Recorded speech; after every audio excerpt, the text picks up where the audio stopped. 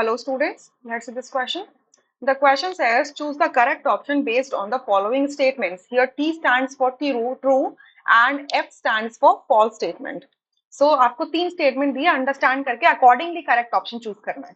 पहला लिखा हुआ है molecular mass of cane sugar is 182 AMU. तो एक बार कैलकुलेट कर लेते हैं. तो मॉलिक्यूलर मास कैसे निकालोगे? देखो 12 कार्बन एटम है, ठीक है, और एक कार्बन एटम का 12 AMU होता है. 22 हाइड्रोजन एटम है, एक का 1 AMU होता है. तो मल्टीप्लाई कर दिया मैंने, ठीक है. 11 ऑक्सीजन एटम है और एक का होता है 16. सो इसको सॉल्व कर लेते हैं. सो ये सॉल्व करने के बाद आता है 342 AMU. मतलब एक अगर आपने केन शुगर का मॉलिक्यूल लिया है तो उसके अंदर जो वेट होगा that is going to be 342. ठीक है, ये हमने कर लिया सॉल्व. सो पहला जो स्टेटमेंट है ये होता है फॉल्स, राइट. सेकेंड में लिखा हुआ 1 mole of cane sugar contain 6.022 into 10 to the power 23 molecules of cane sugar.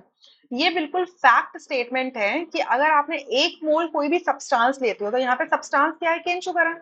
तो वो क्या करता है? Avogadro number of particles carry करता है उस सब्सटेंस के. तो ये ट्रू है बिल्कुल, ठीक है. सेकेंड में लिखा है 34.20 ग्राम of cane sugar contains 6.022 into 10 to the power 21 molecules of cane sugar. अब देखो यहां से ही समझते हैं. ये बोला कि एक मोल ऑफ केन शुगर है, केन शुगर है, तो इसके अंदर कितना मास हो जाएगा? इसके अंदर कितना मास होगा? अभी हमने देखा कि एक मॉलिक्यूल में 342 होता है, तो एक मोल के अंदर कितना हो जाएगा? 342 ग्राम पर मोल हो जाएगा, ठीक है.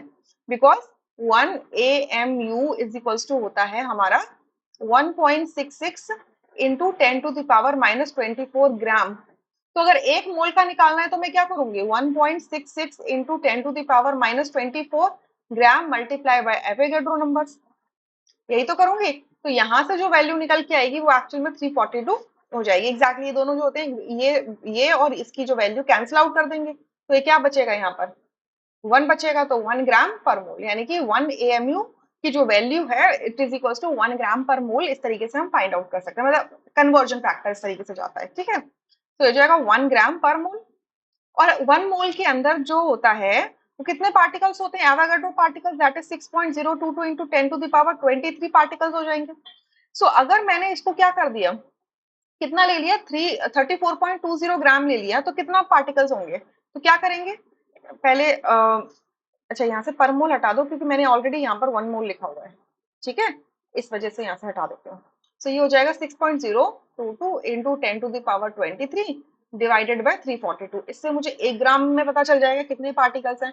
मल्टीप्लाई कर दो 34.20 से. तो देखो यहाँ से डेसिमल नीचे आएगा, तो इससे 10 से 10 कैंसिल, 342 से 342 कैंसिल, और यहाँ से करेंगे तो ये आ जाएगा 6.022 इंटू 10 टू द पावर 22. इतने पार्टिकल्स होंगे. बट यहाँ तो 21 लिखे हुए हैं यानी कि ये फॉल्स स्टेटमेंट है. तो कौन सा ऑप्शन करेक्ट होगा? FTF यानी कि सी ऑप्शन करेक्ट होगा. Rest options would be incorrect. I hope you understood. Thank you.